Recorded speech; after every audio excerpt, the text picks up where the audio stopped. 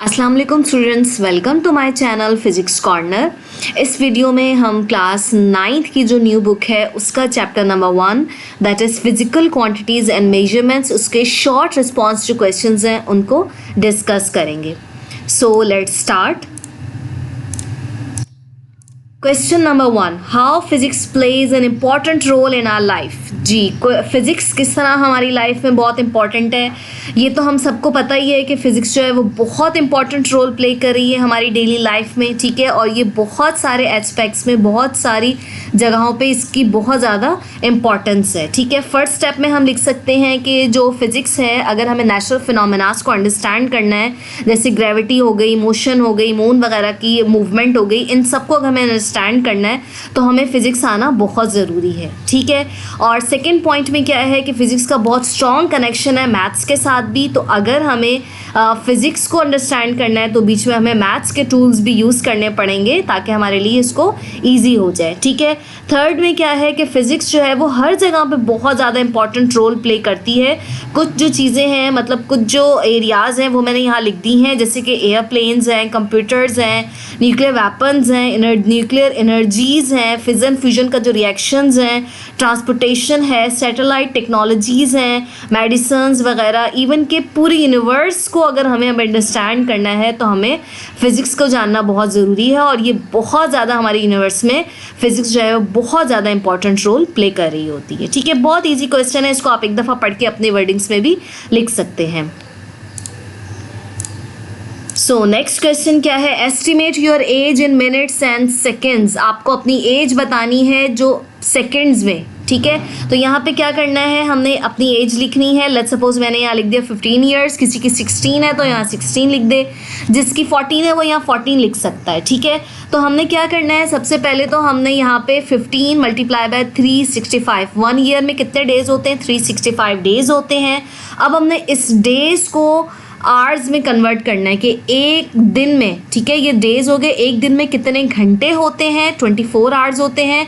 और 24 आवर्स में कितने मिनट्स होते हैं, 60 मिनट्स होते हैं। 60 मिनट्स में कितने सेकंड्स होते हैं, 60 सेकंड्स। तो इन सबको हमने स्टेप बाय स्टेप लिख के मल्टीप्लाई करवा देना है और हमारे पास आंसर आ जाएगा। ये जो हमारे पास आंसर है 47304,000 सेकंड्स, ठीक है। इतने सेकंड्स की मतलब आपकी जो एज है वो हमारे पास एस्टिमेट हो जाएगी। जिसकी जो एज हो वो अपनी उसी हिसाब से लिखे और यहाँ पे उसी के साथ मल्टीप्लाई करवाए। बाकी ये सब चीज़ें जो है वो सबके लिए सेम रहेंगी। ओके, नेक्स्ट क्वेश्चन क्या है, what base quantities are involve in these three physical quantities. ये जो क्वांटिटीज़ हैं, फोर्स है, प्रेशर है, पावर है या चार्ज है, ये हमारे पास जो क्वांटिटीज़ हैं ये ड्राइव क्वांटिटीज़ हैं, ठीक है। अब हमने इनमें ये बताना है कि इनमें कौन सी फिजिकल क्वांटिटीज़ यूज़ हो रही हैं, ठीक है। मतलब जो ड्राइव नहीं होती वो वाली क्वांटिटीज़ इसमें यूज़ हो रही हैं। तो हमने क्या करना है, सबसे पहले फोर्स का फॉर्मूला लिखना है, F=ma। अब हमने यहाँ पे इसकी SI यूनिट्स लिख लेनी है। मास किसके बराबर होता है, kg के, एक्सेलरेशन मीटर पर सेकेंड स्क्वायर के बराबर है। अब हम यहाँ लिख सकते हैं kg is use for mass, metre is use for length and seconds is use for time. So जो बेस क्वांटिटीज़ इसमें इन्वॉल्व हो रही हैं वो क्या है, mass, length and time. Similarly हमने प्रेशर को भी कर लेना है, pressure equals to force upon area. Force का फॉर्मूला ma होता है और एरिया हम एज इट इज लिख देंगे। अब यहाँ पे मास का जो यूनिट है वो लिख देंगे kg और a एक्सेलरेशन की यूनिट लिखेंगे मीटर पर सेकेंड स्क्वायर और एरिया जो होता है वो मीटर स्क्वायर के इक्वल होता है। थोड़ा सा हमने इसको सिंप्लीफाई कर लिए, kg मीटर -1 s -2, ठीक है। तो अब ये क्या हो गया, ये भी मास के लिए हो गया, मास के लिए होता है, ये मीटर के लिए है, लेंथ मीटर के लिए होती है और ये सेकंड जो है वो हमारे पास टाइम के लिए यूज़ हो रहा होता है। तो इसकी भी जो बेस क्वांटिटीज जो इसमें इन्वॉल्व हो रही है प्रेशर में, that is mass, length and time. इसके बाद है हमारे पास थर्ड पावर। पावर का फॉर्मूला है वर्क अपॉन टाइम, वर्क का फॉर्मूला है force into displacement divided by time, ठीक है। तो इस पूरे की जगह पे जो इसकी SI यूनिट्स होती हैं हम लिख देंगे kg मीटर पर सेकेंड स्क्वायर, ठीक है। और s की जगह पे हमने डिस्टेंस की जगह पे m लिख दिया और t की जगह पे हमने सेकंड लिख दिया। थोड़ा सा सिंप्लीफाई किया हमने तो kg metre square second minus cube आ जाएगा। इसमें भी वही kg जो है वो मास के लिए यूज़ हो रहा है, मीटर लेंथ के लिए यूज़ हो रहा है और सेकंड हमारे पास टाइम के लिए यूज़ हो रहा है। तो इसकी बेस क्वांटिटीज़ भी यही होंगी। नेक्स्ट है charge, q = I cross t multiply I multiply by T, इसका मतलब क्या है कि Ampere's multiply by time multiply by second. तो ये जो इसकी बेस क्वांटिटीज़ होंगी वो क्या होंगी, करंट एंड टाइम, या लिख सकते हैं एम्पेयर एंड टाइम।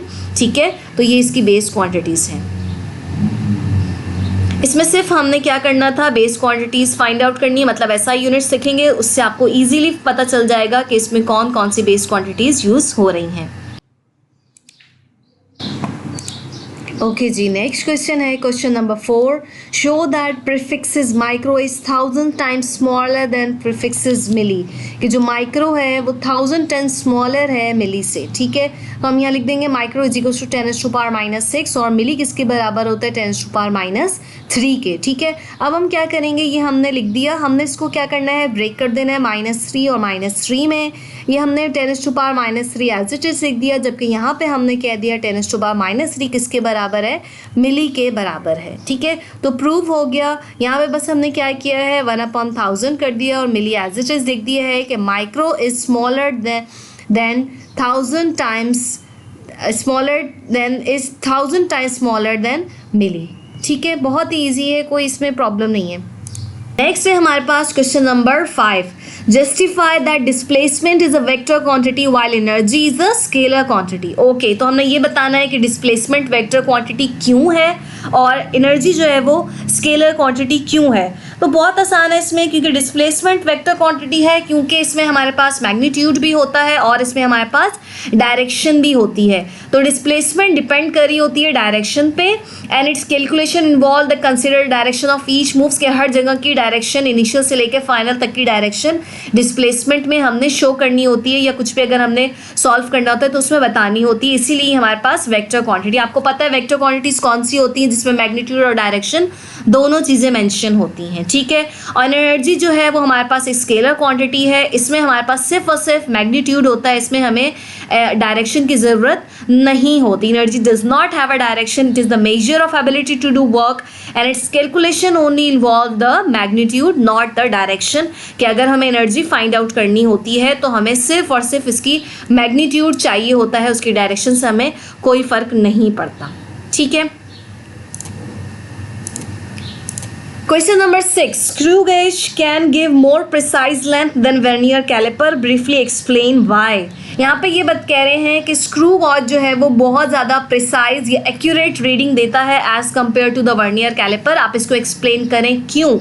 ठीक है जी, तो screw gauge can give more precise measurement than vernier calliper because, क्योंकि the instrument which has smaller least count will give more precise और एक्यूरेट वैल्यू। जो इंस्ट्रूमेंट होता है जिसकी जो लीस्ट काउंट होगा वो बहुत ज़्यादा कम होगा, जितना कम होगा वो उतना ज़्यादा एक्यूरेट वैल्यूज़ देगा हमें। ठीक है, और लीस्ट काउंट जो स्क्रू गॉज का है वो हमारे पास 0.01 मिलीमीटर्स है, जबकि लीस्ट काउंट वर्नियर कैलिपर का 0.01 मिलीमीटर्स है। तो ये हमारे पास कम है least count as compare to vernier caliper. ठीक है, तो स्क्रू गॉज क्या है, मोर एक्यूरेट है वर्नियर कैलिपर से, क्योंकि उसकी जो यूनिट्स होती हैं, उसकी जो मेजरमेंट्स होती हैं वो हमारे पास बहुत प्रिसाइज आती हैं, एक्यूरेट आती हैं, और इसका लीस्ट काउंट भी हमारे पास बहुत कम होता है। ओके जी, क्वेश्चन नंबर 7 है हमारे पास। Differentiate between digital stopwatch and mechanical stopwatch. इन दोनों वॉचेस के दरम्यान में ये देखें, ये हमारे पास मैकेनिकल है और ये डिजिटल है, इन दोनों के दरम्यान डिफरेंस हमने फाइंड आउट करना है। बहुत ही ईजी है। Mechanical stop watch display the time through dials and hands. ये इसमें डायल्स है, इसकी ये जो नीडल है ये घूमती है, और ये हमारे पास इसमें जो हमारे पास हैंड्स, वैसे तो इसमें भी हैंड्स यूज़ हो रहे थे और इसमें भी हम हाथ से ही कर रहे होते हैं, लेकिन जो है इसमें क्या होता है, हमारे पास नंबर्स की फॉर्म में होता है और इसमें न्यूमेरिकल डिजिट्स की फॉर्म में यहाँ पर लिखा हुआ आ रहा होता है। ठीक है, सेकंड क्या है कि मैकेनिकल स्टॉप वॉच जो है कि सिर्फ एक ही इसका नॉब होता है। ये ऊपर हमारे पास नज़र आ रहा है, ये एक ही इसका नॉब होता है। इसको 1 टाइम प्रेस करेंगे तो ये स्टार्ट हो जाएगा और दोबारा प्रेस करेंगे तो ये स्टॉप हो जाएगा। ठीक है, जबकि डिजिटल स्टॉप वॉच इसमें क्या होता है, यहाँ पे साइड पे 2 बटन लगे होते हैं, एक स्टार्ट का लगा होता है, एक स्टॉप का लगा होता है और एक रीसेट का भी लगा हुआ होता है। ठीक है, अब least count mechanical stop watch का 0.1 सेकेंड है, जबकि हमारे पास डिजिटल स्टॉप वॉच का लीस्ट काउंट जो है 0.01 सेकेंड है। मैकेनिकल स्टॉप वॉच जो है वो कम एक्यूरेट होती है, जबकि डिजिटल स्टॉप वॉच जो है हमारे पास बहुत ज़्यादा एक्यूरेट और प्रिसाइज होती है।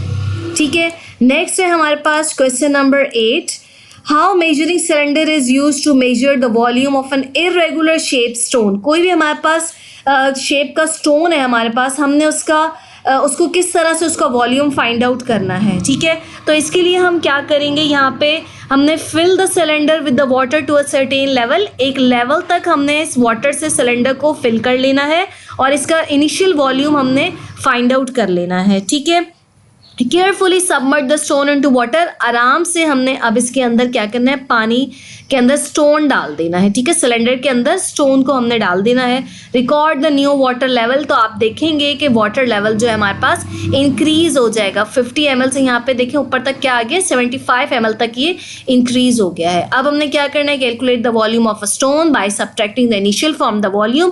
फाइनल वॉल्यूम में से हमने क्या करना है, इनिशियल को माइनस कर देना है, 75 में से 50 को माइनस कर देंगे तो ये क्या आ जाएगा, चेंज इन वॉल्यूम आ जाएगा। ठीक है, ये हमारे पास डिफरेंस होता है। ठीक है,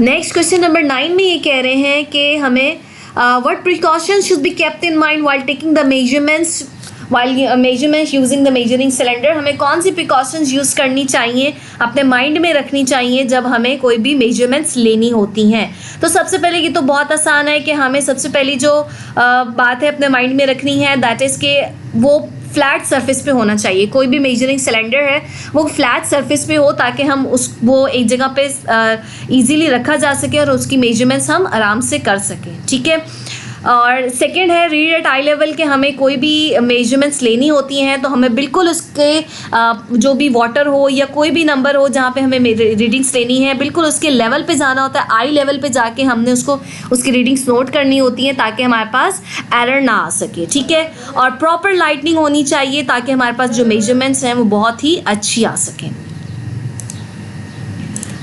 Next है question number 10. Why do we need to consider the significant digits in the measurements?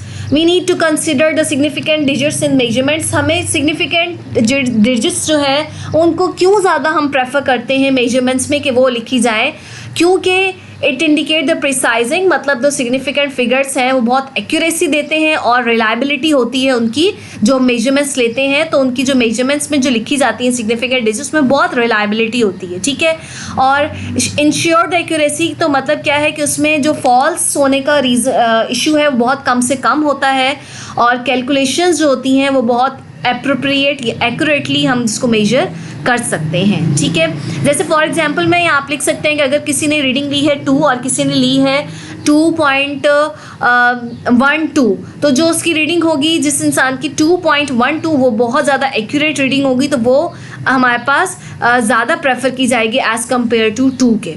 ठीक है, और एक और ये इसका आंसर है, ये भी आप लिख सकते हैं, या लिख लें या ये लिख लें कि significant digits are important because they indicate the precision of measures. ये भी यही बिल्कुल बात लिखी हुई है कि रिजल्ट बढ़ने में, हमने इसको रिजल्ट फाइंड आउट करने में या कैलकुलेशंस करने में बहुत ज़्यादा ईजी होता है और ये मेजरमेंट्स के लिए भी बहुत ज़्यादा रिलायबल होती है और फॉल्स आंसर हमारे पास बहुत कम आता है।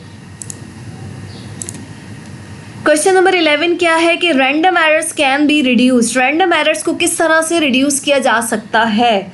आपको पता है जब भी हम कोई ना कोई मेजरमेंट्स ले रहे होते हैं तो बहुत सारे इसमें हमारे पास एरर्स आ रहे होते हैं, तो रैंडम एरर को कम करने के लिए हम क्या करते हैं कि increasing the number of measurements, हम बहुत ज़्यादा का मतलब है कि अगर हम 2 दफ़ा रीडिंग ले रहे हैं हमारे पास एरर आ रहा है तो हम 4 दफ़ा रीडिंग ले लें ताकि हम क्या कर सकें, उसका एरर हमारे पास कम से कम हो सके। ठीक है, और यूज़ द प्रिसाइज इंस्ट्रूमेंट, मतलब जो इंस्ट्रूमेंट हम यूज़ करें वो बहुत ही अच्छा होना चाहिए। अच्छा होने का मतलब ये है कि उसमें उसकी जो रीडिंग्स है वो एक्यूरेट आनी चाहिए। ठीक है, कहीं से कोई ख़राब ना हो, कोई स्क्रैचेस ना आए हुए हो ताकि रीडिंग लेने में कोई इश्यू ना हो। ठीक है, और एरर्स जो हैं वो कम से कम आ सकें।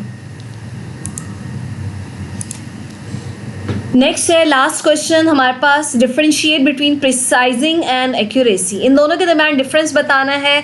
तो एक्यूरेसी जो होती है वो बहुत ही ट्रू वैल्यूज़ के क्लोज होती है, ठीक है। जबकि प्रिसाइजिंग is a measure of quantity, reproducibility of the measurements, ये जो भी कोई आंसर आया होता है उसको खुद से दोबारा से रिप्रोड्यूस कर देती है, तो वो प्रिसाइजिंग वैल्यू हम कहते हैं कि ये प्रिसाइजिंग वैल्यू है, ठीक है। और एक्यूरेसी में be affected with the systematic error, ये इफेक्ट हो सकती है सिस्टम एरर की वजह से, जबकि प्रिसाइजिंग में be affected with the error, ठीक है, विद द एरर। उसके बाद क्या है हमारे पास, सेकेंड है हमारे पास कि एक्यूरेसी में be affected with the systematic random errors, ठीक है, जबकि ये प्रिसाइजिंग ये रैंडम एरर से इफेक्ट नहीं होती, ठीक है।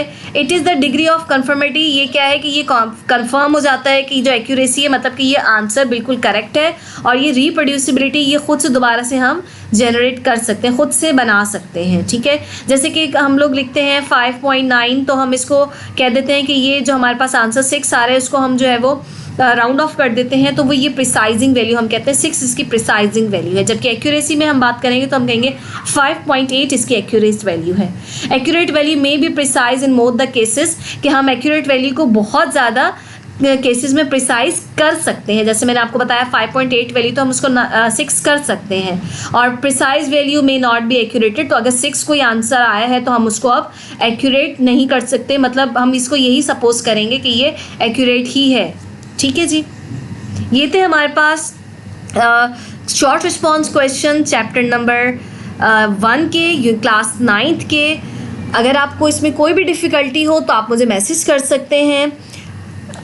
नेक्स्ट वीडियो के लिए मेरे चैनल को सब्सक्राइब कीजिएगा। अपना ख्याल रखिएगा। अल्लाह हाफ़िज़।